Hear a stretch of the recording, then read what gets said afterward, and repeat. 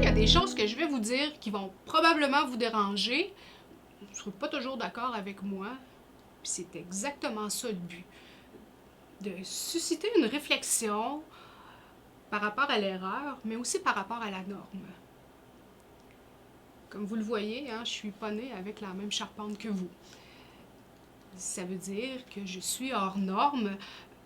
On dit de moi que je suis une erreur de la nature. Mais le fait d'être différente, ça a eu des avantages dans ma vie.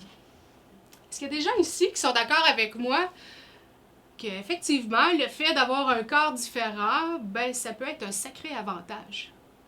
Levez donc la main, ceux qui pensent que oui. Ah, j'aime ça, vous êtes des gens audacieux. À peu près le quart du groupe pense que oui. Effectivement. Venir au monde avec une malformation congénitale, ça fait que ça développe la créativité. Au début, les colliers, je les faisais avec des grosses billes. Et plus le temps allait, plus les billes rapetissaient. C'était la même chose avec les fils. Au début, je travaillais avec des gros lacets, et plus le temps allait, plus les fils rapetissaient. Donc, à la fin, j'arrivais à travailler avec des fils à pêche. Grâce à tous ces exercices-là que maman m'a fait faire, avec le temps, j'ai développé un intérêt pour l'artisanat très marqué, ce qui fait que maintenant, dans la vie, j'ai réussi à gagner ma vie professionnelle avec les conférences, mais aussi par la création de vitraux. Mes parents ont été vraiment extraordinaires. Sans eux, sans leur entêtement à me faire comprendre que tout était possible dans la vie, je serais probablement pas ce que je suis aujourd'hui. Je leur dois une fière chandelle. Et quand je vous dis que tout était possible, c'était tellement vrai que j'ai même réussi à faire du patinage artistique. Ça a vraiment marqué mon futur. C'est resté ancré en moi, ce qui fait qu'avec les années, je me suis même rendue aux Jeux paralympiques en natation. Comment je me suis rendue en natation, c'est parce qu'après quelques années à faire du patin, j'ai commencé à faire des fractures de stress à mon pied. Ça, une fracture de stress, c'est une fêlure dans l'os.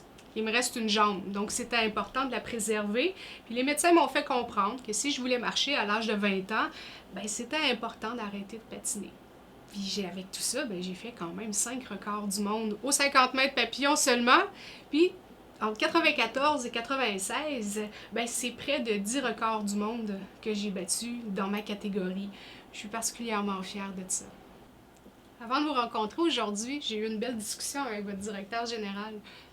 J'ai cru comprendre que dernièrement, vous avez eu une période qui n'était pas très facile, plutôt trouble même. Je voulais prendre le temps de vous féliciter parce que franchement, je trouve que vous avez été drôlement champion pour vous être viré de bord comme vous l'avez fait. Ça prenait tout un travail d'équipe pour faire ça. On prend pas souvent le temps dans la vie de se féliciter, mais j'aimerais ça maintenant que vous preniez le temps de vous donner une bonne tape dans le dos. Prenez donc le temps de vous applaudir tout le monde parce que franchement, là, moi, je serais pas mal fière de moi si j'étais à votre place. Dans la vie, il y a des gens qui ont tellement peur de faire des erreurs, qui font rien, qui stagnent. Puis il y en a d'autres qui, au contraire, même s'ils savent très bien qu'ils vont se tromper en cours de route, ils vont oser plonger dans l'aventure, prendre le train. Les 7 doigts de la main, à l'époque, c'était un petit collectif de cirque. C'était 7 acrobates, 7 techniciens, et on était 2 sur l'équipe administrative, un directeur général et moi, son adjointe. Puis on avait tous un rêve, peut-être un peu prétentieux pour une gang de jeunes à l'époque. Nous aussi, on voulait réinventer le monde du cirque. Ce qui était tout un défi quand on avait le Cirque du Soleil juste à côté de nous. Je me rappelle comme si c'était hier, mais le jeudi, les pompiers sont venus nous visiter pour nous informer que la salle n'était pas conforme aux normes de sécurité incendie. Ce qui veut dire qu'on devait annuler notre 2 semaines de spectacle. Mais c'est pas grave, on s'est relevé les manches, on a travaillé en équipe, on a réussi à rassembler une 50aine d'amis et de parents pour, en l'espace de 32 heures, corriger les 40 points que les pompiers nous ont dit. Au final, c'est vrai, on a perdu des sous, mais notre objectif premier, qui était de se faire connaître, on l'a atteint. Aujourd'hui, les 7 doigts, c'est 13 créations différentes, c'est 125 employés, Là, vous allez me dire où c'est qu'elle s'en va avec la photo de son chum. Ben, Patrick et moi, si on n'avait pas été handicapés, on se serait probablement jamais rencontrés.